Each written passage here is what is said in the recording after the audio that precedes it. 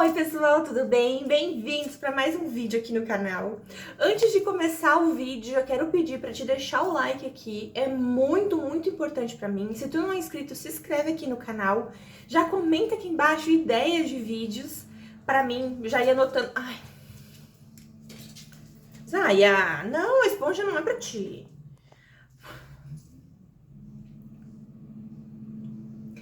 Para mim já ir anotando, que eu anoto todas as ideias que vocês me dão. Tô bem empolgada com essa minha volta aqui pro YouTube, tá? Aproveita já para compartilhar com os teus amigos, compartilha no Facebook, compartilha no Insta, compartilha nos status do teu WhatsApp. Quanto mais pessoas chegar, melhor. Então, rumo a 500 inscritos aqui. E hoje a gente veio com um quadro falando sobre serial killers. No quadro de hoje, a gente vai falar sobre Pedro Lopes. Pedro Alonso Lopes nasceu em Santa Isabel, Tolima, na Colômbia, em 8 de... Colômbia, mano!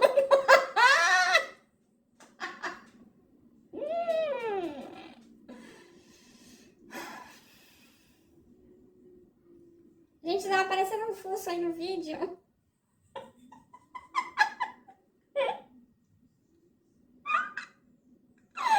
Eu tenho como... Não dou conta, cara. Se aparecer uma coisa aqui, é a Zaya, tá? Não consigo me concentrar agora pro vídeo. Pedro Alonso Lopes nasceu em Santa Isabel, Tolima, na Colômbia, em 8 de outubro de 1948. Sua mãe, Benilda Lopes de Castaneda, era uma famosa prostituta da região e ela trabalhava na própria casa. Como o lugar era só de 2 cômodos, ela costumava levar os clientes para casa. E desde criança, então, o Pedro e os seus irmãos, eles ouviam muitas coisas, porque o lugar ficava dividido apenas com um lençol pendurado. Benilda criava os filhos sozinha, depois que o marido ele foi morto de um jeito bem ruim na porta de casa. Ele levou 6 tiros. Benilda acabou expulsando o Pedro de casa quando ele tinha apenas 8 anos de idade, por ele ter acariciado de modo indevido a irmã dele. Não tendo para onde ir, né, um garoto com 8 anos, ele ficou na rua por um tempo e acabou sendo adotado por um homem. E esse homem acabou prendendo ele em um cativeiro e ele abusava dele.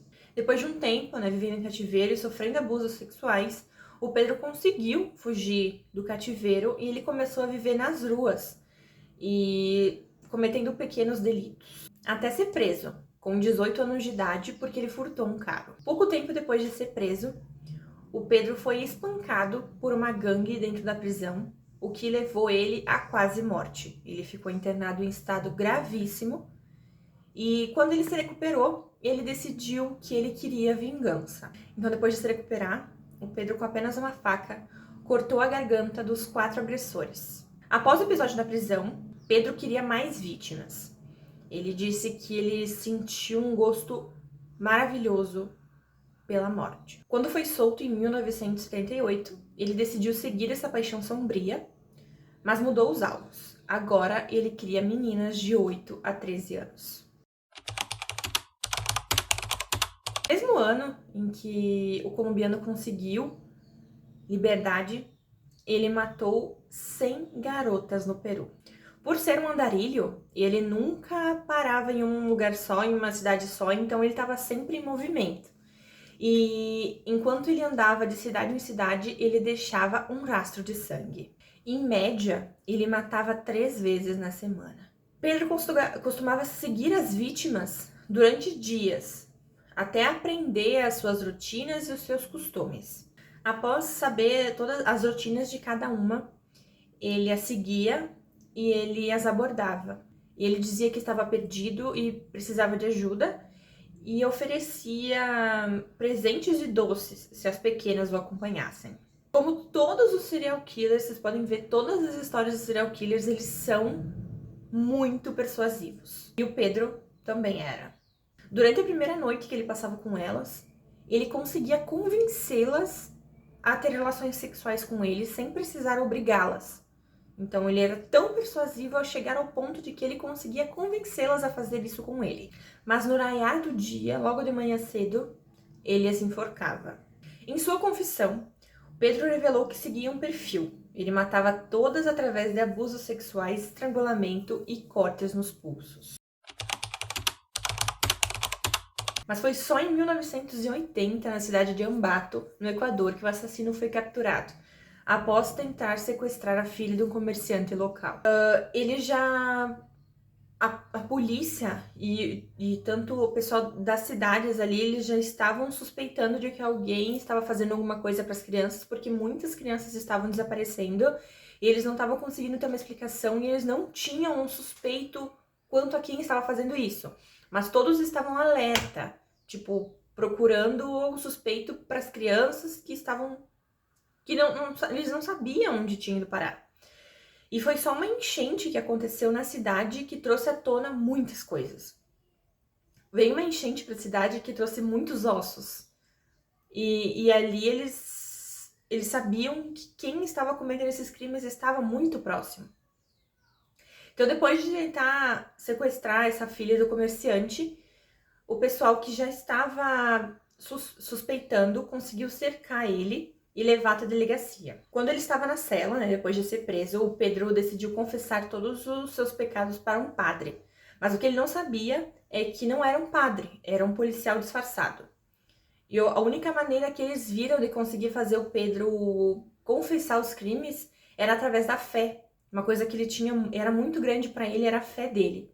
Então, eles pensaram nesse padre e eles acertaram muito nisso. Foi aí que o Pedro ficou conhecido como o Monstro dos Andes. O confessor tem matado 110 meninas equatorianas, 110 colombianas e 100 peruanas. No início, as autoridades elas estavam muito céticas, porque eram números muito grandes. E como a maioria dos serial killers, ele queria ser conhecido. Então, depois dos policiais ficarem céticos, ele disse, não, então eu vou levar vocês até lá. Todas as dúvidas, então, da polícia desapareceu, porque ele, querendo fama, ele levou a polícia até o local onde ele tinha enterrado mais de 100 corpos. Acredita-se que 300 assassinatos ainda seja uma baixa estimativa para esse serial killer. Mas, como eu sempre fico chocada com essas coisas de justiça e com o tempo que as pessoas ficam presas, ele foi condenado a apenas 16 anos de prisão por mais de 300 assassinatos. Então, eu fiquei incrédula quando eu li sobre ele. Vai ser o primeiro caso que eu vou trazer depois de passar meu tempo longe do YouTube, porque, cara, tô chocada. Ele cumpriu apenas 14 e então ele foi transferido para sua terra natal, na Colômbia, para ser internado em um hospital psiquiátrico. Em 1998, já livre, o Pedro foi em busca da mãe dele, que ele não via fazia muitos anos. E ele foi lá para pedir dinheiro para ela, porque ele queria viajar. Foi a última vez que o Monstro dos Andes foi visto. Hoje ele estaria com uns 75 anos. Então não sabe se ele tá vivo ainda, ou se ele já morreu e nunca... já foi encontrado e nunca foi relatado, alguma coisa assim do tipo. Então, a princípio tá em aberto esse caso dele assim, porque ele nunca mais foi visto.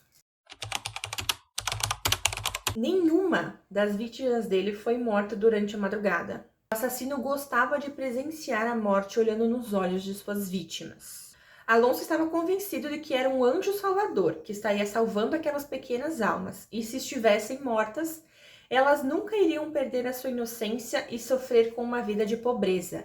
E em nenhum momento durante as suas confissões, ele parecia estar arrependido. Ele se sentia um herói por ter salvado a alma daquelas garotinhas. Então ele acreditava que, por ter feito elas perderem a pureza, elas deveriam morrer para não sofrer na terra. Muito bizarro, gente. Muito bizarro. Mas o que me choca de tudo isso aqui é que, cara, foram mais de 300 vítimas e o cara ganhou só 16 anos de prisão. Me caiu todos os butiá do bolso e mais um pouco. Foi essa a história de hoje. A história do Alonso é um pouco mais curta porque não tem nomes de vítimas, já já que elas eram crianças, né, menor de idade, então isso não é uma coisa que foi divulgada. Mas eu pesquisei em vários sites para conseguir trazer para vocês o máximo de informação possível sobre esse caso.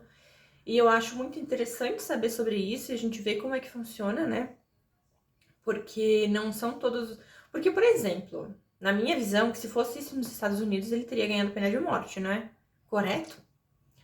Então fica aí esse questionamento de por que só 16 anos. Espero muito que vocês tenham gostado. Comenta aqui embaixo ideias de vídeo, ou serial killers, ou casos que vocês querem que eu fale, que eu já anoto, já pesquiso, já faço um roteirinho e já trago o vídeo aqui pra vocês. Não esquece de compartilhar esse vídeo, é muito importante pra mim. Se inscreve aí, deixa o like. Beijo, até o próximo vídeo. Tchau!